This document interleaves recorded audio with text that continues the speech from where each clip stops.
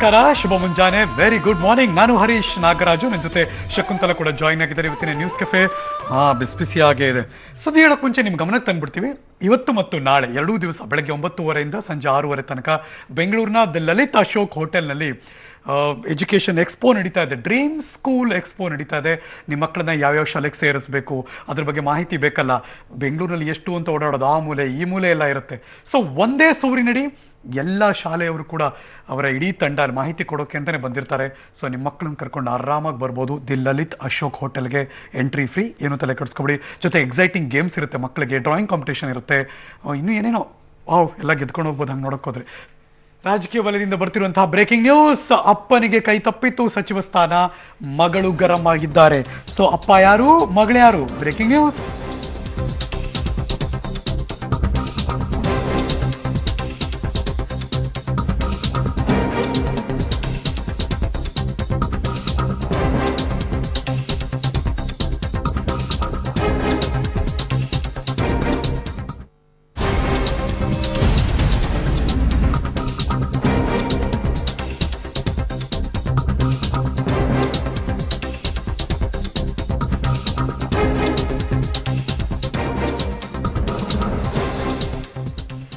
First ನ್ಯೂಸಲ್ಲಿ ಒಂದು ಮಾಹಿತಿ ಕೊಟ್ಟಿದ್ವಿ ನಾವು.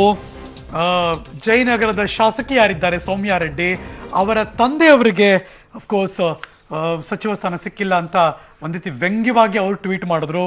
ಅದಾದ್ಮೇಲೆ ಈಗ ಬರ್ತಿರೋ ಬ್ರೇಕಿಂಗ್ ನ್ಯೂಸ್, ಸೃಷ್ಟಿ ಪಾಟೀಲ್, BC ಪಾಟೀಲ್ ಅವರ ಪುತ್ರಿ, ಅಫ್ಕೋರ್ಸ್ ಸಿನಿಮಾ ಮತ್ತು ಬೇರೆ ಬೇರೆ ಆಯಾಮದಲ್ಲೂ ಮಗಳಿದ್ದವರು, ಸಚಿವ ಸ್ಥಾನ ಕೊಡದೇ ಇರೋದು BC ಪಾಟೀಲ್ಗೆ ಮಾಡಿದ ದೊಡ್ಡ ಅನ್ಯಾಯ.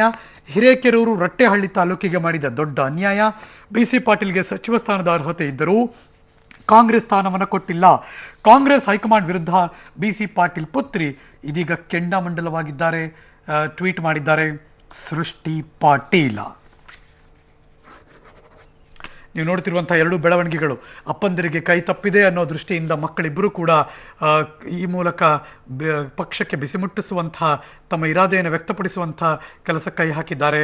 ಅಂದರೆ ಇಬ್ಬರು ಹೆಣ್ಮಕ್ಳು ಗರಂ ಆಗಿದ್ದಾರೆ. ಕಾಂಗ್ರೆಸ್, ನಮ್ಮಪ್ಪ ಎಷ್ಟು ವರ್ಷದಿಂದ ಕಾಂಗ್ರೆಸ್ಗೆ ನಿಷ್ಠಾವಂತರ ಕೆಲಸ ಮಾಡಿದವರು ಅಂತ ಒಂದು ಕಡೆ, ಜೊತೆಗೆ ಈ ಥರದೆಲ್ಲ ಕಾಂಗ್ರೆಸ್ಸಲ್ಲಿ ನಡೀತಿರುತ್ತೆ ಅಂತ ವ್ಯಂಗ್ಯವಾಗಿ ಇನ್ನೊಂದು ಕಡೆ ಸೌಮ್ಯ ರೆಡ್ಡಿ ಕೂಡ ಟ್ವೀಟ್ ಮಾಡಿದ್ದಾರೆ. ಮಗದೊಂದು ಕಡೆ BC ಪಾಟೀಲ್ ಅವರ ಪುತ್ರಿ ಸೃಷ್ಟಿ ಪಾಟೀಲ್ ಕೂಡ ಅರ್ಹತೆ ಇದೆ ನಮ್ಮ ತಂದೆಯವರಿಗೆ, ಕಾಂಗ್ರೆಸ್ನ ನಾಯಕರಿದ್ದಾರೆ, ನಮ್ಮ ಭಾಗಕ್ಕೆ ಮಾಡಿರೋ ದೊಡ್ಡ ಅನ್ಯಾಯ ಇದು, ಒಬ್ಬ ನಿಷ್ಠಾವಂತ ಲೀಡ್ರಿಗೆ ಮಾಡಿರೋ ದೊಡ್ಡ ಅನ್ಯಾಯ ಇದು ಅಂತ ತಂದೆ ಪರ ಮಕ್ಕಳಿಬ್ಬರೂ ಕೂಡ ಬ್ಯಾಟಿಂಗ್ ಮಾಡಿದ್ದಾರೆ, ಆಕ್ರೋಶ ವ್ಯಕ್ತಪಡಿಸಿದ್ದಾರೆ, ಗರಂ ಆಗಿದ್ದಾರೆ. ಆ ಮೂಲಕ ತಮ್ಮ ಕ್ಷೇತ್ರದ ಜನರ ಮಂದಿಯ ಅಸಮಾಧಾನವನ್ನು ವ್ಯಕ್ತಪಡಿಸ್ತಾ ಇದ್ದಾರೆ ಇಬ್ಬರು ಹೆಣ್ಮಕ್ಳು.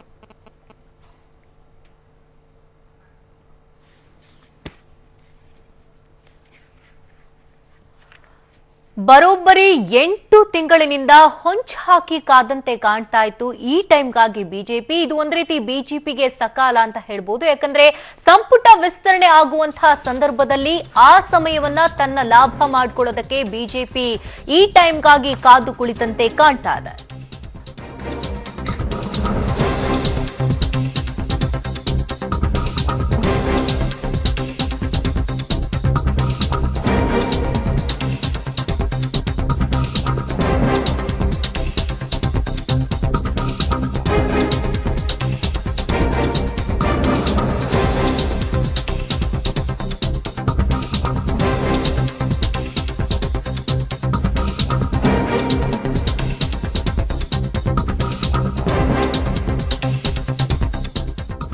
ಮೂರೇ ತಿಂಗಳಲ್ಲಿ ಸರ್ಕಾರವನ್ನ ಬೀಳಿಸ್ಬಿಟ್ಟು ಅಧಿಕಾರದ ಚುಕ್ಕಾಣಿ ಹಿಡಿತೇವೆ ಅಂತ ಬಿಜೆಪಿಗರು ಅಂದುಕೊಂಡಿದ್ರು. ಆದ್ರೆ ಅವ್ರ ಕೈ ಕೆಲಸಗಳು ಯಾವುದೂ ಕೂಡ ಆಗ್ಲಿಲ್ಲ. ಕೊನೆಗೆ 6 ತಿಂಗಳು ಕಳೆದೋಯ್ತು. ಈಗ ಇನ್ನೇನು 9 ತಿಂಗಳು ಹತ್ತತ್ರ, ಅಂದ್ರೆ 8ನೇ ತಿಂಗಳಿನಲ್ಲಿ ಅವರ ಕೆಲಸಗಳು ಫಲಿಸುವಂತಹ ಎಲ್ಲಾ ಸಾಧ್ಯತೆಗಳಿಗೆ, ಅಂದ್ರೆ ಎಲ್ಲಾ ರೀತಿಯ ಕಸರತ್ತುಗಳನ್ನ ಇಲ್ಲಿ ನಡೆಸೋದಕ್ಕೆ ಬಿಜೆಪಿಗರು ಸಿದ್ಧವಾಗ್ತಿದ್ದಾರೆ. ಹಾಗಾದ್ರೆ ನಿಜಕ್ಕೂ ಕೂಡ ಸರ್ಕಾರವನ್ನ ಬೀಳಿಸುವಂತಹ ಪ್ರಯತ್ನಕ್ಕೆ ಬಿಜೆಪಿಗೆ ಒಳ್ಳೆ ಮುಹೂರ್ತ ಸಿಕ್ತಾ? ಇದೇ ಟೈಮ್ಗಾಗಿ ಬಿಜೆಪಿ ಕಾದು ಕುಳಿತಿತ್ತ ಅನ್ನುವಂತಹ ಪ್ರಶ್ನೆ.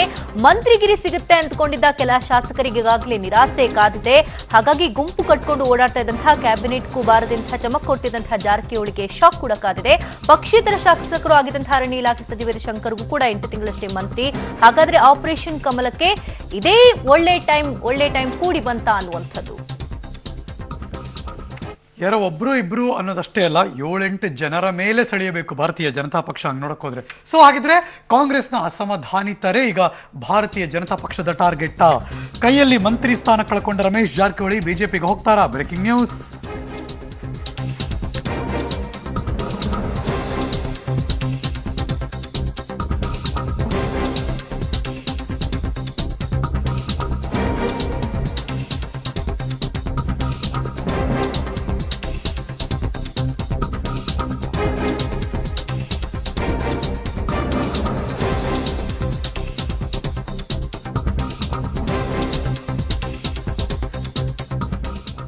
ಒಂದು ಲಾಜಿಕ್ ಇದೆಯಲ್ಲ ಯಾವಾಗಲೂ, ಶತ್ರುವಿನ ಶತ್ರು ನಮಗೆ ಮಿತ್ರ ಯಾವಾಗಲೂ ಕೂಡ ಅಂತ. ಸೊ ಹಾಗಾಗಿ ಯಾರ್ದೋ ಮೇಲೆ ಮುನಿಸಿದ್ದಾಗ ಅದನ್ನು ನಮ್ಮ ಕಡೆ ಹೇಗೆ ಎನ್ಕ್ಯಾಶ್ ಮಾಡ್ಕೊಳ್ಳೋದು, ಮತ್ತು ಆ ಪ್ರಯತ್ನ ಕೂಡ ಕೈ ಹಾಕ್ತಿದ್ದಾರೆ ಭಾರತೀಯ ಜನತಾ ಪಕ್ಷದವರು ಅಂತ ಈ ಕ್ಷಣದ ಬ್ರೇಕಿಂಗ್ ನ್ಯೂಸ್.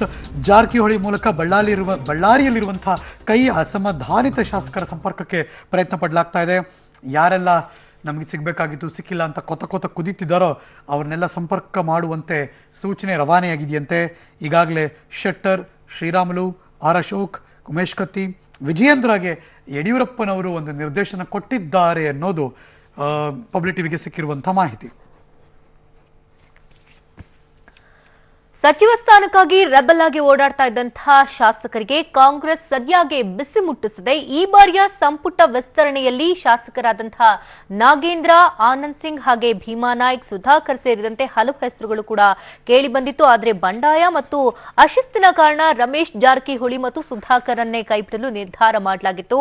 ಹೀಗಾಗಿ ಪ್ರಮುಖ ನಾಯಕರನ್ನೇ ಕೈಬಿಟ್ಟ ಮೇಲೆ ಅಶಿಸ್ತು ತೋರಿದಂತಹ ಶಾಸಕರಿಗೆ ಮಣೆ ಹಾಕೋದು ಬೇಡ ಅಂತ ಹೈಕಮಾಂಡ್ ಮಟ್ಟದಲ್ಲಿ ತೀರ್ಮಾನಿಸಲಾಯಿತು. ಹೀಗಾಗಿಯೇ ಸಚಿವ ಸ್ಥಾನಕ್ಕಾಗಿ ಲಾಬಿ ಮಾಡಿದಂತಹ ಬಹಿರಂಗ ಹೇಳಿಕೆಯನ್ನ ಕೊಟ್ಟು ಬಿಜೆಪಿ ಜೊತೆ ಸಂಪರ್ಕದಲ್ಲಿದ್ದೇವೆ ಅಂತ ಬಿಂಬಿಸಿಕೊಂಡಂತಹ ಎಲ್ಲಾ ನಾಯಕರನ್ನ ಕೂಡ ಕಡೆಗಣಿಸಲಾಗಿದೆ. ಈ ಮೂಲಕ ಮೊದಲು ಪಕ್ಷದ ನಿಯಮವನ್ನ ಪಾಲಿಸಿ ಆ ಮೂಲಕ ಸ್ಥಾನಮಾನವನ್ನ ಕೇಳಿ ಅನ್ನುವಂತಹ ಸಂದೇಶವನ್ನ ರವಾನಿಸಲಾಗಿದೆ. ಅಲ್ಲದೆ ಸಂಪುಟ ವಿಸ್ತರಣೆಯ ನಂತರ ನಖರಾ ಮಾಡಿದ್ರೆ ಮುಲಾಜಿಲ್ಲದೆ ನೋಟಿಸ್ ಕೊಡುವಂತೆ ರಾಹುಲ್ ಗಾಂಧಿ ಸೂಚಿಸಿದ್ದಾರೆ ಎನ್ನಲಾಗ್ತಿದೆ. ಹಾಗಾದ್ರೆ ಯಾರೆಲ್ಲ ಬಂಡಾಯ ಏಳಬಹುದು ಅನ್ನುವಂತಹ ಲಿಸ್ಟ್ ಗಳನ್ನ ನೋಡೋದಾದ್ರೆ, ಗೋಕಾಕ್ ಕ್ಷೇತ್ರದ ನಾಯಕ ರಮೇಶ್ ಜಾರಕಿಹೊಳಿ ಈಗಾಗಲೇ ಬಂಡಾಯ ಎದ್ದಿರೋದು ಎಲ್ರಿಗೂ ಕೂಡ ಗೊತ್ತಿದೆ. ಯಾಕಂದ್ರೆ ಸಾಕಷ್ಟು ದಿನಗಳಿಂದ ಬಿಜೆಪಿ ಜೊತೆ ಇವರು ಗುರುತಿಸ್ಕೊಳ್ತಾ ಇದ್ದಾರೆ. ಹಾಗಾಗಿ ಇವರು ಕೂಡ ಬಂಡಾಯ ಎದ್ದಿರೋದು ಇಲ್ಲಿ ಗೊತ್ತಾಗ್ತಾ ಇದೆ. ಹಾಗೆ ಬಳ್ಳಾರಿ ಕ್ಷೇತ್ರದ ನಾಗೇಂದ್ರರವರು ಕೂಡ ಬಂಡಾಯ ಏಳಬಹುದು. ಹಾಗೆ ಹೊಸಪೇಟೆಯ ಶಾಸಕ ಆನಂದ್ ಸಿಂಗ್, ಹಗರಿಬೊಮ್ಮನಹಳ್ಳಿ ಶಾಸಕ ಭೀಮಾ ನಾಯ್ಕ್, ಚಿಕ್ಕಬಳ್ಳಾಪುರ ಶಾಸಕ ಕೆ ಸುಧಾಕರ್ ಹಾಗೆ ಮಸ್ಕಿ ಕ್ಷೇತ್ರದ ಪ್ರತಾಪ್ ಗೌಡ ಪಾಟೀಲ್ ಈ ಎಲ್ಲರೂ ಕೂಡ ಬಂಡಾಯ ಏಳಬಹುದಾದಂತಹ ನಾಯಕರಾಗಿದ್ದಾರೆ. ಸದಾ ಒಂದು ರೀತಿ ವಿವಾದಾತ್ಮಕ ಹೇಳಿಕೆಯನ್ನು ಕೊಡುತ್ತಿದ್ದ, ಬಂಡಾಯದ ಮುನ್ಸೂಚನೆಯನ್ನು ಕೊಟ್ಟಿದ್ದ ರಮೇಶ್ ಜಾರಕಿಹೊಳಿಗೆ ಕಾಂಗ್ರೆಸ್ ಹೈಕಮಾಂಡ್ ಈ ಮೂಲಕ ಬಿಸಿ ಮುಟ್ಟಿಸಿದೆ ಅಂತ ಅನ್ನಿಸ್ತಾ ಇದೆ. ಕೊಟ್ಟಿದ್ದ ಖಾತೆಯನ್ನು ಕಿತ್ಕೊಂಡು ಸಂಪುಟದಿಂದಲೇ ಹೊರಗದಬ್ಬಿದೆ. ಅಷ್ಟೇ ಅಲ್ಲ, ಸಚಿವರಾಗಿ 6 ತಿಂಗಳು ಕಳೆದರೂ ಪಕ್ಷ ಸೇರದ ರಾಣಿಬೆನ್ನೂರು ಶಾಸಕ ಶಂಕರ್ಗೂ ಕೂಡ ಸಂಪುಟದಿಂದ ಕೈ ಬಿಡಲಾಗಿದೆ. ಅದರಲ್ಲೂ ರಮೇಶ್ ಜಾರಕಿಹೊಳಿ ಅವರನ್ನ ಸಂಪುಟದಿಂದ ಕೈ ಬಿಟ್ಟಿದ್ದು ಯಾಕೆ? ರಾಜ್ಯ ನಾಯಕರು ಹೈಕಮಾಂಡ್ಗೆ ಅಂದರೆ ಕಾಂಗ್ರೆಸ್ ಹೈಕಮಾಂಡ್ ಮುಂದೆ ಹೇಳಿಕೆ ಏನೇನು ಕೊಟ್ಟಿದ್ದಾರೆ, ಅದನ್ನಂದ್ರೆ ಕಂಪ್ಲೇಂಟ್ಗಳ ಸುರಿಮಳೆ ಏನೇನಿತ್ತು, ಲೆಟ್ಸ್ ಟೇಕ್ ಎ ಲುಕ್. ಶಾಸಕರನ್ನ ಗುಂಪು ಕಟ್ಟಿಕೊಂಡು ಪಕ್ಷ ವಿರೋಧಿ ಚಟುವಟಿಕೆಯನ್ನು ಮಾಡ್ತಾ ಇದ್ದಾರೆ. ಸಚಿವ ಸಂಪುಟ ಸಭೆಗಳಿಗೆ ಅವ್ರು ಬರ್ತಾನೆ ಇಲ್ಲ, ಅಂದರೆ ಒಂಥರ ಬೇಜವಾಬ್ದಾರಿ ಅಸಡ್ಡೆ ತೋರಿಸಿದ್ದಾರೆ. DKಶಿ ಆಯೋಜಿಸಿದ್ದ ಔತಣಕೂಟಕ್ಕೂ ಗೈರಾಗಿ ಬಂಡಾಯದ ಬಾವುಟವನ್ನು ಬೀಸಿದ್ದಾರೆ. ಬಿಜೆಪಿ ಔತಣಕೂಟದಲ್ಲಿ ಯಡಿಯೂರಪ್ಪನವರ ಜೊತೆ ಕಾಣಿಸ್ಕೊಂಡಿದ್ದಾರೆ. ರಮೇಶ್ ಜಾರಕಿಹೊಳಿ ಹೇಳಿಕೆಯಿಂದ ಪಕ್ಷ ಮತ್ತು ಸರ್ಕಾರಕ್ಕೆ ಡ್ಯಾಮೇಜ್. ಸಚಿವರಾದ ಮೇಲೆ ಯಾವುದೇ ಅಧಿಕಾರಿಗಳ ಸಭೆ ಕೂಡ ಅವ್ರು ಮಾಡಿಲ್ಲ. ಇವರನ್ನು ಸಚಿವರಾಗಿ ಮುಂದುವರಿಸೋದ್ರಲ್ಲಿ ಯಾವ ಅರ್ಥವೂ ಇಲ್ಲ ಅನ್ನುವ ಹಲವಾರು ಸ್ಟ್ರಾಂಗ್ ಪಾಯಿಂಟ್ಸ್ಗಳನ್ನು ಮಂಡಿಸಿದ್ದಾರೆ. ಇನ್ನು ಆರ್ ಶಂಕರ್ ಅಫ್ಕೋರ್ಸ್ ಅವರು ಇಷ್ಟು 6 ತಿಂಗಳಾಯಿತು 8 ತಿಂಗಳಾಯಿತು, ಏನಪ್ಪ ಇವರು ಕಾಂಗ್ರೆಸ್ ಪಕ್ಷಕ್ಕೆ ಸೇರ್ಕೊಂಡೇ ಇಲ್ಲ, ಇವರು ಮಂತ್ರಿ ಮಾಡಿದ್ವಿ, ಪಕ್ಷೇತರ ಗೆದ್ದರು ಇವರು ಆ ಭಾಗದಲ್ಲಿ ಅಂತ. ಸೊ ಹಾಗಾಗಿ ಅದು ಒಂದು ಕಡೆ. ಇನ್ನೊಂದು ಕಡೆ ಕ್ರಿಯಾಶೀಲರಾಗಿ ಕೆಲಸ ಮಾಡ್ತಿಲ್ಲ, ತಮ್ಮ ಕೆಲಸದಲ್ಲಿ ವಿಫಲತೆಯನ್ನು ಕಂಡಿದ್ದಾರೆ. ಹಾಗಾಗಿ ಅವರು ಕೂಡ ಕಿಕ್ಔಟ್ ಅಂದರೆ ಸಂಪುಟದಿಂದ ಹೊರಗೆ ಕೈ ಬಿಡೋದಕ್ಕೆ ಈಗಾಗಲೇ ಕಾಂಗ್ರೆಸ್ ನಿರ್ಧಾರ ಮಾಡಲಾಗಿದೆ ಅನ್ನೋ ಸೂಚನೆ ಸಿಕ್ಕಿದೆ.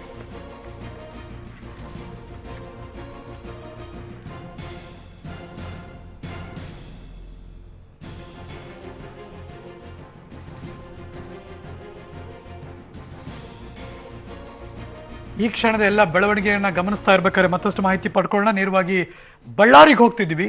ನಮ್ಮ ಸಹೋದ್ಯೋಗಿ ವೀರೇಶ್ ದಾನಿ ನೇರ ಸಂಪರ್ಕದಲ್ಲಿ ಬಳ್ಳಾರಿಯಿಂದ ಜಾಯ್ನ್ ಆಗ್ತಿದ್ದಾರೆ. Very good morning Veeresh. ಈ ಬಾರಿಯ ಸಂಪುಟ ವಿಸ್ತರಣೆಯಲ್ಲಿ ಎಲ್ಲರ ದೃಷ್ಟಿ ಬೆಳಗಾವಿ ಬಳ್ಳಾರಿ ಕಡೆ ನೆಡ್ತಾ ಇದೆ. ಬಳ್ಳಾರಿಯಲ್ಲಿ ತುಂಬಾ ಜನರ ಹೆಸರು ಪ್ರಬಲವಾಗಿ ಕೇಳಿಬಂದಿತ್ತು. ಅಕಸ್ಮಾತ್ ಇವ್ರಿಗೆ ಏನಾದರೂ ಆ ಸಚಿವ ಸ್ಥಾನ ಸಿಗದೆ ಹೋದ್ರೆ ಏನ್ ಮಾಡ್ತಾರಪ್ಪ ಅಂತ. ಸೊ ಧೂಳೆಪ್ಸವ್ರು ಯಾರು? Good morning Harish. ಖಂಡಿತವಾಗಿಯೂ ಬಳ್ಳಾರಿಯಲ್ಲಿ ಸಾಕಷ್ಟು ಆಕಾಂಕ್ಷಿಗಳು ಇದ್ರು. ಬಳ್ಳಾರಿಯಲ್ಲಿ 5 ಶಾಸಕರುಗಳು ಕಾಂಗ್ರೆಸ್ ಶಾಸಕರಿದ್ದಂಥವರು ಎಲ್ಲರೂ ಸಹ ಸಚಿವ ಸಂಪುಟದ ಆಕಾಂಕ್ಷಿಗಳಾಗಿದ್ರು. ವಿಶೇಷವಾಗಿ 3 ಬಾರಿ ಗೆಲುವನ್ನು ಸಾಧಿಸಿದಂಥ ಆನಂದ್ ಸಿಂಗ್ ಆಗಿರ್ಬೋದು, ನಾಗೇಂದ್ರ ಆಗಿರ್ಬೋದು, ಇವರಿಬ್ಬರು ಸಹ ಈ ಬಾರಿ ಸಚಿವ ಸಂಪುಟದಲ್ಲಿ ಸಚಿವರು ಆಗೇ ತೀರ್ತಾರೆ ಅಂತ ಹೇಳಿ ಸಾಕಷ್ಟು ಅವರು ಬೆಂಬಲಿಗರು ಆಶೆಯನ್ನ ಹೊಂದಿದ್ರು. ಆದ್ರೆ ಏಕಾಏಕಿ ಕಾಂಗ್ರೆಸ್ನ ಹೈಕಮಾಂಡ್ ಕಾಂಗ್ರೆಸ್ನ ಮೂಲ ಶಾಸಕರಾಗಿರ್ತಕ್ಕಂಥ ತುಕಾರಾಮ್ ಅವರಿಗೆ ಸಚಿವ ಸ್ಥಾನ ಕೊಟ್ಟಿರೋದು ಒಂದ್ ಕಡೆ ಒಪ್ಕೊಳ್ಳೋದಾದ್ರೆ, ಇನ್ನೊಂದ್ ಕಡೆ ಪರಮೇಶ್ವರ್ ನಾಯಕ್ ಅವರಿಗೆ ಸಚಿವ ಸ್ಥಾನ ಕೊಟ್ಟಿರೋದು ಕಾಂಗ್ರೆಸ್ ಶಾಸಕರನ್ನ ಸಿಡಿದೇಳುವಂತೆ ಮಾಡಿದೆ ಅಂತ ಹೇಳ್ಬೋದು.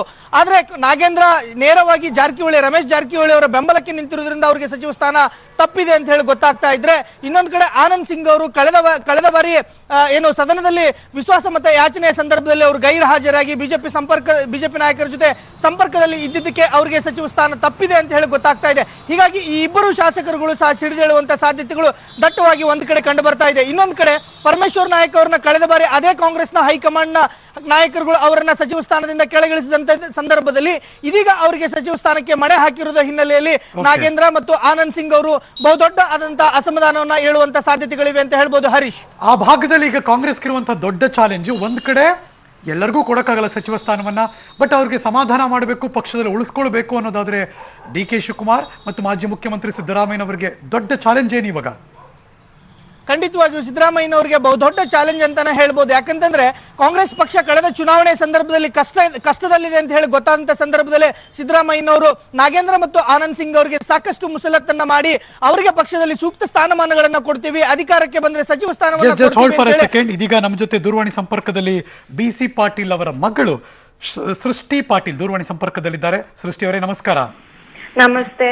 ಬೇಜಾರ, ಕೋಪನ, ಅಸಮಾಧಾನನ? ಬೇಜಾರಕ್ಕಿಂತ ಹೆಚ್ಚಾಗಿ ಅಸಮಾಧಾನನೇ. ಯಾಕಂದ್ರೆ ಅಪ್ಪಾಜಿಗೆ ಎಲ್ಲಾ ಅರ್ಹತೆನೂ ಇದೆ. 3 ಬಾರಿ ಶಾಸಕರಾಗಿದ್ದಾರೆ, ಪ್ಲಸ್ ಪಕ್ಷ ನಿಷ್ಠೆನೂ ತೋರಿಸಿದಾರೆ ಅವರು. ಇಡೀ ಹಾವೇರಿ ಜಿಲ್ಲೆಗೆ ಏಕೈಕ ಕಾಂಗ್ರೆಸ್ ಶಾಸಕ ಅವರು. ಅದ್ರ ಜೊತೆಗೆ ನಮ್ಮ ಹಿರೇಕೆರೂರು ತಾಲೂಕಿಗೆ 38 ವರ್ಷದಿಂದ ಒಂದು ಸಚಿವ ಸ್ಥಾನ ಸಿಕ್ಕಿಲ್ಲ. ಸೊ ಡೆವಲಪ್ಮೆಂಟ್ ವರ್ಕ್ ಆಗ್ಬೇಕು ಅಂದ್ರೆ ಎಲ್ಲಿಂದ ಆಗುತ್ತೆ? ಇದು ದೊಡ್ಡ ಅನ್ಯಾಯನೇ. ಇದು ಈಗ ಸೃಷ್ಟಿ ಪಾಟೀಲ್ ಅವರು BC ಪಾಟೀಲ್ ಅವರ ಪುತ್ರಿ, ಅಥವಾ ಅಲ್ಲಿರೋ ನಾಗರಿಕರ ಪರವಾಗಿ ನೀವು ಅದನ್ನ ಹೇಳ್ತಿದ್ರಿ ಅನ್ನೋದಾದ್ರೆ ಈ ಎಲ್ಲ ಲಾಜಿಕ್ಕು ಹೈಕಮಾಂಡ್ ಗೊತ್ತಿಲ್ವಾ? ರಾಜ್ಯ ನಾಯಕರು ಗೊತ್ತಿಲ್ವಾ? ಹಾಗಿದ್ರೆ ಗೊತ್ತಿದೆ ಅವ್ರಿಗೆ. ನಾವ್ ಅವ್ರನ್ನ ಭೇಟಿ ಮಾಡಿದಾಗೂ ಇದನ್ನೇ ಫಸ್ಟ್ ಪಾಯಿಂಟ್ ಇಟ್ಟಿದ್ದೆ. ನಾವ್ ಅದನ್ನ ನಮ್ ತಾಲೂಕಿಗೆ 38 ವರ್ಷದಿಂದ ಒಂದು ಸಚಿವ ಸ್ಥಾನನೂ ಸಿಕ್ಕಿಲ್ಲ, ಡೆವಲಪ್ಮೆಂಟ್ ಗೆ ಚಾನ್ಸ್ ಕೊಡಿ, ಅದನ್ನೇ ನಾವ್ ಕೇಳ್ತಿರೋದು. ಯಾಕೆ ಮಿಸ್ ಆಯ್ತು? ನಾವೇನ್ ಅವ್ರಿಗೆ ಪರ್ಸನಲ್ ಆಗಿ ಮಿನಿಸ್ಟರ್ ಕೊಡಿ ಅಂತ ಹೇಳ್ತಾ ಇಲ್ಲ, ಅಲ್ಲಿ ಡೆವಲಪ್ಮೆಂಟ್ ಗೋಸ್ಕರ ಕೊಡಿ ಅಂತ ಕೇಳ್ತಿದೀವಿ. ಯಾಕೆ ಮಿಸ್ ಆಯ್ತು ಅಂತ ಅನ್ಸುತ್ತೆ ಸೃಷ್ಟಿ ಅವರೇ? ಅಲ್ಲಿ ಒಳಗಡೆ ಏನ್ ನಡೆಯುತ್ತೆ ಅನ್ನೋದಂತೂ ನಮಗ್ ಗೊತ್ತಿಲ್ಲ. ಅದು ಎಲ್ಲರಿಗೂ ಗೊತ್ತಿಲ್ಲ. ಅರ್ಹತೆ ಇದ್ರೂನು ಎಲಿಜಿಬಿಲಿಟಿಗೆ ಅವರು ಪ್ರಿಫರೆನ್ಸ್ ಕೊಡ್ತಿಲ್ಲ ಅಂದ್ರೆ ಇನ್ ಯಾವ್ದು ಪ್ರಿಫರೆನ್ಸ್ ಕೊಡ್ತಿದ್ದಾರೆ ಅನ್ನೋದೇ ದೊಡ್ಡ ಕ್ವೆಶನ್ ಆಗಿದೆ. ಎಲ್ಲರಿಗೂ ಗೊತ್ತಿರುವಂತಹ ಸತ್ಯ ಏನಪ್ಪಾ ಅಂದ್ರೆ ಜಾತಿವಾರು ಲೆಕ್ಕಾಚಾರ ದೊಡ್ಡ ಮಟ್ಟದಲ್ಲಿ ನಡೆಯುತ್ತೆ, ಪ್ರಾಂತ್ಯವಾರು ಲೆಕ್ಕಾಚಾರ. ನೀವು ಪ್ರಾಂತ್ಯವಾರು ಕೇಳ್ತಿದ್ದೀರಿ, ಬಟ್ ಜಾತಿವಾರು ಲೆಕ್ಕಾಚಾರ ಪ್ಲೇ ಮಾಡಿದ್ಯಾ ಕಾರ್ಡು? ಜಾತಿವಾರ ಲೆಕ್ಕಾಚಾರ ನೋಡಿದ್ರು ಒಬ್ರೇ ಲಿಂಗಾಯತ್ರಿಗೆ ಕೊಟ್ಟಂಗ ಆಯ್ತಲ್ಲ. ಈಗ MB ಪಾಟೀಲ್ರಿಗೆ ಕೊಟ್ರೆ ಇಡೀ ಕರ್ನಾಟಕದಲ್ಲಿ ಎಷ್ಟು ಜನ ಲಿಂಗಾಯತ್ರಿದ್ದಾರೆ, ಅದ್ರಲ್ಲಿ ಒಬ್ರಿಗೆ ಕೊಟ್ರೆ ಆಗತ್ತಾ? ಜಾತಿವಾರ ಅಟ್ಲೀಸ್ಟ್ 2-3 ಜನಕ್ಕಾದ್ರೂ ಕೊಡ್ಬೇಕು ಅವ್ರ ಲಿಂಗಾಯತ್ರಲ್ಲಿ. ಅಪ್ಪಾಜಿ ಏನಂತಾರೆ ಇದಕ್ಕೆ ಸಂಬಂಧಪಟ್ಟ ಹಾಗೆ?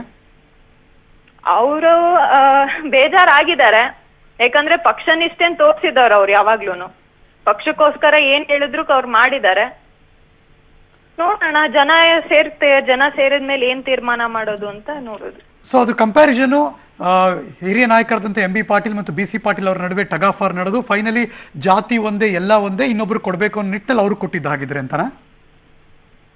ಏನು ಅಂತ ನಮ್ಗಂತೂ ಅರ್ಥ ಆಗ್ತಿಲ್ಲ. ಅಟ್ಲೀಸ್ಟ್ ಎಲ್ಲಾ ಜಾತಿ ಒಂದೇ ಅದು ಒಂದೇ ಆದ್ರೆ ಇಬ್ರಿಗೆ ಎಲಿಜಿಬಿಲಿಟಿ ನೋಡ್ಕೊಡ್ಲಿ ಅಲ್ವಾ?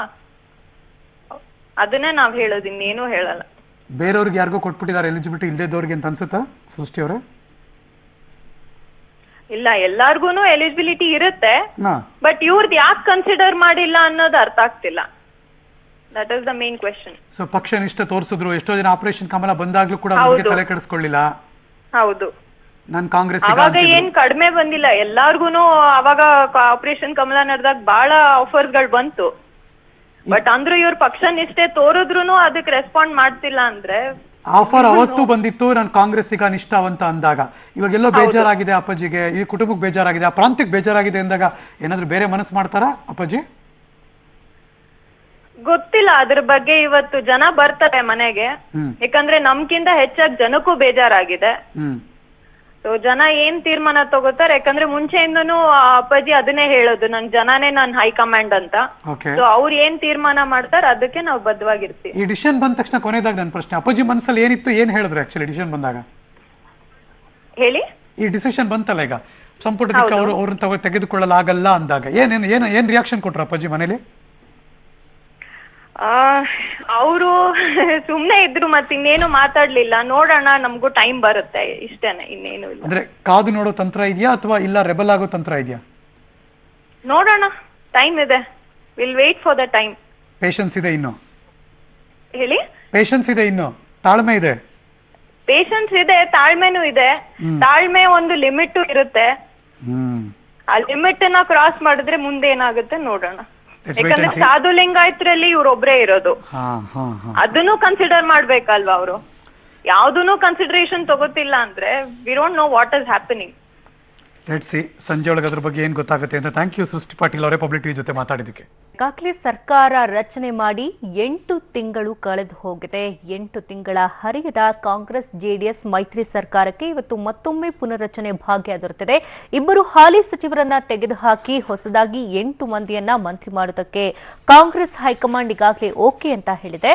ಇವತ್ತು ಸಂಜೆ 5:30 ಸರಿಸುಮಾರಿಗೆ ರಾಜಭವನದಲ್ಲಿ ಹೊಸ ಸಚಿವರು ಪ್ರಮಾಣ ವಚನವನ್ನ ಸ್ವೀಕರಿಸಲಿದ್ದಾರೆ.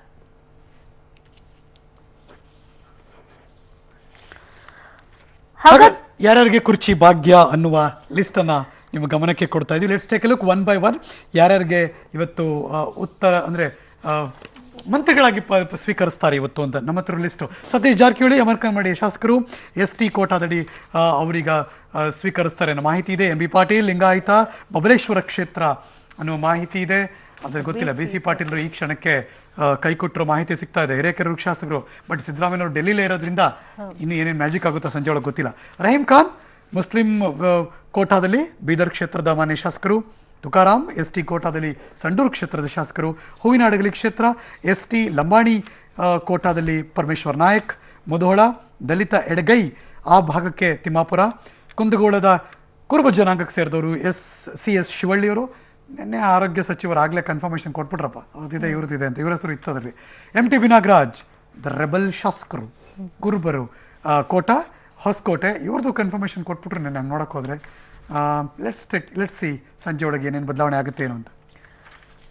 ಹಾಗಾದ್ರೆ ಯಾರಿಗೆಲ್ಲ ಸಂಪುಟದಿಂದ ಹೊರದಬ್ಬಲಾಗಿದೆ ಅನ್ನುವಂಥ ಅಂಶವನ್ನು ಗಮನಿಸೋದಾದ್ರೆ ಪ್ರಮುಖವಾಗಿ ಇಬ್ಬರು ನಾಯಕರಿಗೆ ಕೋಕ್ ಕೊಡಲಾಗಿದೆ. ಗೋಕಾಕ್ ಕ್ಷೇತ್ರದ ST ಕೋಟಾದಡಿ ರಮೇಶ್ ಜಾರಕಿಹೊಳಿ ಸಚಿವರಾಗಿದ್ದರು, ಇವ್ರಿಗೂ ಕೂಡ ಕೋಕ್ ಕೊಡಲಾಗಿದೆ. ಹಾಗೆ ರಾಣಿಬೆನ್ನೂರು ಕ್ಷೇತ್ರದ ಕುರುಬ ಸಮುದಾಯದ R ಶಂಕರ್ಗೆ ಕೋಕ್ ಕೊಡಲಾಗಿದೆ. ಇವತ್ತು ಬೆಳಗ್ಗೆ ಪಬ್ಲಿಕ್ ಟಿವಿ ಅರ್ಪಿಸುವಂತಹ ಡ್ರೀಮ್ ಸ್ಕೂಲ್ ಎಕ್ಸ್ಪೋ ಚಾಲನೆ ಸಿಗ್ತಾ ಇದೆ. ಎಲ್ಲಿ ಓದಿದ್ರೆ ಒಳ್ಳೆಯದು, ಯಾವ ಶಾಲೆ ಬೆಸ್ಟು, ಯಾವ್ಯಾವ ಶಾಲೆಯಲ್ಲಿ ಏನೇನು ಫೆಸಿಲಿಟೀಸ್ಗಳಿವೆ, ಇವೆಲ್ಲವೂ ಒಂದೇ ಸೂರಿನಡಿ ನಿಮಗೆ ಸಿಗುತ್ತೆ. ಬೆಂಗಳೂರಿನ ದಿ ಲಲಿತ್ ಹೋಟೆಲ್ನಲ್ಲಿ ಎಂಟ್ರಿ ಫ್ರೀ. ಬರ್ಬೋದು ನಿಮ್ಮ ಮಕ್ಕಳನ್ನ ಕರ್ಕೊಂಡು ನೀವು. ಅದ್ರ ಬಗ್ಗೆ ಸ್ಪೆಷಲ್ ರಿಪೋರ್ಟ್ ಇದೆ, ನೋಡ್ಬಿಡಿ.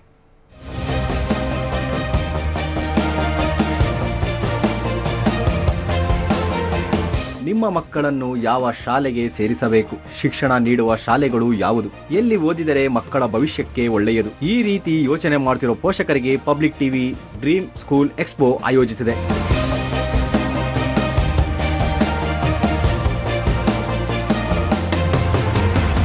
ಹೌದು, ಪಬ್ಲಿಕ್ ಟಿವಿ ಕಳೆದ ಬಾರಿ ಬೆಂಗಳೂರಿನ ಅರಮನೆ ಮೈದಾನದಲ್ಲಿರುವ ಗಾಯತ್ರಿ ವಿಹಾರದಲ್ಲಿ ವಿದ್ಯಾಪೀಠ ಕಾರ್ಯಕ್ರಮ ಆಯೋಜಿಸಿತ್ತು. ಸಾವಿರಾರು ಸಂಖ್ಯೆಯಲ್ಲಿ ವಿದ್ಯಾರ್ಥಿಗಳು ಆಗಮಿಸಿ ವಿವಿಧ ಕೋರ್ಸ್ಗಳ ಬಗ್ಗೆ ಶಿಕ್ಷಣ ಸಂಸ್ಥೆಗಳ ಮಾಹಿತಿ ಪಡೆದರು. ಈ ಕಾರ್ಯಕ್ರಮ ಯಶಸ್ವಿಯಾದ ಹಿನ್ನೆಲೆಯಲ್ಲಿ ಈ ಬಾರಿ ಡ್ರೀಮ್ ಸ್ಕೂಲ್ ಎಕ್ಸ್ಪೋ ಆಯೋಜಿಸಿದೆ. ಇಂದು ಹಾಗೂ ನಾಳೆ ಬೆಂಗಳೂರಿನ ಕುಮಾರಕೃಪಾ ರಸ್ತೆಯ ಲಲಿತ್ ಅಶೋಕ್ ಹೋಟೆಲ್ನ ಕಾಳಿಂಗ ಹಾಲ್ನಲ್ಲಿ ಈ ಕಾರ್ಯಕ್ರಮ ನಡೆಯಲಿದೆ. ಪಬ್ಲಿಕ್ ಟಿವಿ ಪ್ರಾಯೋಜಿಸುತ್ತಿರುವ ಡ್ರೀಮ್ ಸ್ಕೂಲ್ ಇದೊಂದು ವಿಭಿನ್ನವಾದ ಕಾರ್ಯಕ್ರಮ. ಇಲ್ಲಿ ನಿಮಗೆ 20ಕ್ಕಿಂತ ಹೆಚ್ಚು ಶಾಲಾ ಸಂಸ್ಥೆಗಳು ಬಂದು ಭಾಗವಹಿಸ್ತಿದ್ದಾರೆ. ಇಲ್ಲಿ ತಂದೆ ತಾಯಿಗಳಿಗೆ ಸಪರೇಟ್ ಪ್ರೋಗ್ರಾಮ್ಗಳು ನಡೀತಿರುತ್ತೆ, ಸೆಮಿನಾರ್ಸ್ ಇರುತ್ತೆ. ಇದಲ್ಲದೆ ಕ್ವಿಜ್ ಕಾರ್ಯಕ್ರಮಗಳು, magic show, painting and drawing competition ಇರುತ್ತೆ. 2 ದಿನಗಳ ಕಾಲ ನಡೆಯುವ ಈ ಕಾರ್ಯಕ್ರಮಕ್ಕೆ ಉಚಿತ ಪ್ರವೇಶವಿದ್ದು ಹೆಸರಾಂತ ಅಂತಾರಾಷ್ಟ್ರೀಯ ಶಾಲೆಗಳು, ವಸತಿ ಶಾಲೆಗಳು, ಕಿನ್ನರ್ ಗಾರ್ಡನ್, ಮಾಂಟೆಸರಿ ಸ್ಕೂಲ್ಗಳ ಮಾಹಿತಿ ಹಾಗೂ ವೈಜ್ಞಾನಿಕ ಕಲಿಕೆಗೆ ನೆರವಾಗುವ ಎಲ್ಲ ಮಾಹಿತಿಗಳನ್ನು ಒಂದೇ ವೇದಿಕೆಯಲ್ಲಿ ಸಿಗಲಿದೆ. ಪ್ರತಿಯೊಂದು ಶಾಲೆಯಲ್ಲಿ ಅವ್ರದ್ದೇ ಆದಂಥ quality education, value based education ಬಗ್ಗೆ ಅವರು ಮಾತಾಡ್ತಿರ್ತಾರೆ. ದಯವಿಟ್ಟು ತಾವೆಲ್ಲರೂ ಬನ್ನಿ, ಈ ಕಾರ್ಯಕ್ರಮದಲ್ಲಿ ಭಾಗವಹಿಸಿ. ಇಲ್ಲಿ ನಿಮಗೆ ನಿಮ್ಮ ಎಲ್ಲ ಪ್ರಶ್ನೆಗಳಿಗೂ ಉತ್ತರ ಸಿಗುತ್ತೆ. ಬನ್ನಿ, ನಮ್ಮ ಜೊತೆ ಪಾಲ್ಗೊಳ್ಳಿ. ಈ ಎಕ್ಸ್ಪೋದಲ್ಲಿ 20ಕ್ಕೂ ಹೆಚ್ಚು ಶಾಲೆಗಳು, ವಿಶೇಷ ಉಪನ್ಯಾಸಗಳು, ಡ್ರಾಯಿಂಗ್ ಸ್ಪರ್ಧೆ, ಕ್ವಿಜ್, ಮ್ಯಾಜಿಕ್ ಶೋ, ಸ್ಥಳದಲ್ಲಿ ಅಡ್ಮಿಷನ್ಸ್ ಸಹ ಮಾಡಬಹುದು. ಬೆಳಗ್ಗೆ 9:30ರಿಂದ ಸಂಜೆ 6:30ರವರೆಗೆ ಈ ಕಾರ್ಯಕ್ರಮ ನಡೆಯಲಿದೆ. ಮಂಜುನಾಥ್ ಚಂದ್ರ, ಪಬ್ಲಿಕ್ ಟಿವಿ, ಬೆಂಗಳೂರು. ನಾವಂತೂ ಅಲ್ಲೇ ಇರ್ತೀವಿ, ಬರ್ಬೋದು, ನೀವು ಆರಾಮಾಗಿ ಬನ್ನಿ. ಮಕ್ಕಳಿಗೆ ವಿದ್ಯಾಭ್ಯಾಸಕ್ಕೆ ಎಲ್ಲ ಅನುಕೂಲ ಆಗುತ್ತೆ ಅಲ್ಲಿ ಅಂತ. ಇನ್ನೂ ನೆನ್ನೆ ದೊಡ್ಡ ಮಟ್ಟದ ಹವಾ ಸೃಷ್ಟಿಯಾಗಿದ್ದು ಅದು ರಾಕಿಂಗ್ ಸ್ಟಾರ್ ಯಶ್ ಅಭಿನಯದ KGF cinema world wide release ಆಯಿತು. 2,000ಕ್ಕೂ ಹೆಚ್ಚು ಥಿಯೇಟರ್ಗಳಲ್ಲಿ 30 ಕೋಟಿ ಒಂದು ದಿನದ ದಾಖಲೆಯ ಬಾಚಿಕೊಳ್ಳುವಿಕೆ ಇದು, ಹಂಗೆ ನೋಡಕ್ಕೆ ಹೋದ್ರೆ. ಸೊ ಇನ್ನು 3-4 ದಿನ ಕ್ರಿಸ್ಮಸ್ ಹಬ್ಬದ ತನಕ 80-90 ಕೋಟಿ ಬೊಕ್ಕಸ ಸೇರುತ್ತೆ ಅನ್ನೋ ಲೆಕ್ಕಾಚಾರ ಇದೆ. ಕೆನಡಾದಲ್ಲೂ ಕೂಡ KGF ಫೀವರ್ ದೊಡ್ಡದಾಗೇ ಇದೆಯಂತೆ. ಅಭಿಮಾನಿಗಳು ಯಶ್ನ ಟೀ ಶರ್ಟ್ ಹಾಕ್ಕೊಂಡು KGFಗೆ ಸ್ವಾಗತ ಮಾಡೋ ವಿಡಿಯೋ ಇದೀಗ ಸಾಮಾಜಿಕ ಜಾಲತಾಣದಲ್ಲೂ ಕೂಡ ಎಲ್ಲ ಹಂಚಿಕೊಂಡಿದ್ದಾರೆ. ಎಲ್ಲರೂ ನಿನ್ನೆ ಮಾತಾಡಿದ್ದೆ KGF ಬಗ್ಗೆ. ಚಿನ್ನದಂತ ಫಿಲಂ ಎಷ್ಟು ಬಾಚಿಕೊಂಡಿದೆ ಅಂತ ನಾವು ತಿಳ್ಕೊಂಡ್ರಿ. KGF ಕೋಲಾರ್ ಗೋಲ್ಡ್ ಮೈನ್ಸ್ ಅದು, ಫೀಲ್ಡ್ಸ್ ಅದು, ಇಲ್ಲ ಅಂತಲ್ಲ. ಸೊ ಚಿನ್ನದ ರೇಟ್ ಕೋಟಿ ಬಾಚ್ಕೊಂಡ್ ಬಿಟ್ಟಿದೆ. ಚಿನ್ನದ ರೇಟ್ ನೋಡ್ಬೇಡ. ಇವತ್ತಿನ ಗೋಲ್ಡ್ ಟುಡೇನಲ್ಲಿ ಗೋಲ್ಡ್ ರೇಟ್ ಎಷ್ಟಿದೆ ಅಂತ ಈಗ ನಾವು ಗಮನಿಸ್ತಾ ಇದೀವಿ. 10 ಗ್ರಾಮ್ 24 ಕ್ಯಾರೆಟ್ ಶುದ್ಧ ಚಿನ್ನದ ಬೆಲೆ 31,110 ರೂಪಾಯಿ. 22 ಕ್ಯಾರೆಟ್ ಆಭರಣ ಚಿನ್ನದ ಬೆಲೆ 29,200 ರೂಪಾಯಿ. ಬೆಳ್ಳಿ 1 ಕೆಜಿಗೆ 41,300 ರೂಪಾಯಿ. ಈ ಗೋಲ್ಡ್ ಮತ್ತು ಸಿಲ್ವರ್ ರೇಟ್ನ ಪ್ರಾಯೋಜಕರು ಸಿರಿವೈಭವ gold palace, RR Nagar, Bengaluru.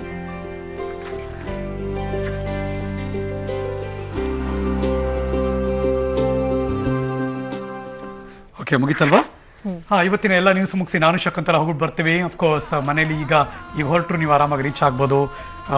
The Lalit Ashok ಹೋಟೆಲ್ನಲ್ಲಿ ಇವತ್ತು ನಡೆಯುತ್ತೆ ಇಡೀ ದಿವಸ, ಇವತ್ತು ಮತ್ತು ನಾಳೆ ಡ್ರೀಮ್ ಸ್ಕೂಲ್ ಎಕ್ಸ್ಪೋ ಮುಗಿಸಿ ನಾನು ಶಕುಂತಲ ಹೋಗ್ಬಿಡ್ತೀವಿ. ಮತ್ತೆ ಸಿಗ್ತೀವಿ ಮುಂದಿನ ಸುದ್ದಿಲಿ. ನ್ಯೂಸ್ ಅಂದರೆ ಪಬ್ಲಿಕ್ ಟಿವಿ.